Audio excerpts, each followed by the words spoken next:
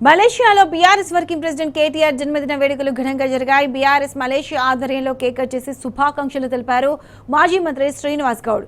కేటీఆర్ హయాంలోనే తెలంగాణలో IT hubs విస్తరించాయని గుర్తు చేశారు.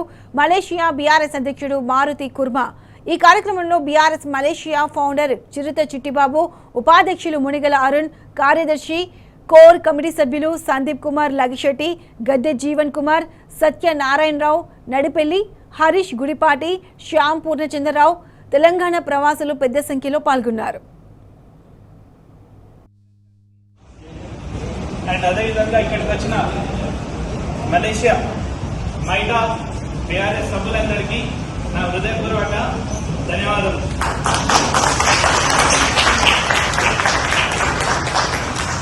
మంచి విశేషం ఏంటంటే అనుకోకుండా సాగర్ ఇక్కడికి రావడము, అదే టైంలో మన గౌరవ బీఆర్ఎస్ ప్రెసిడెంట్ కేటీఆర్ గారి బర్త్డే ఉండడం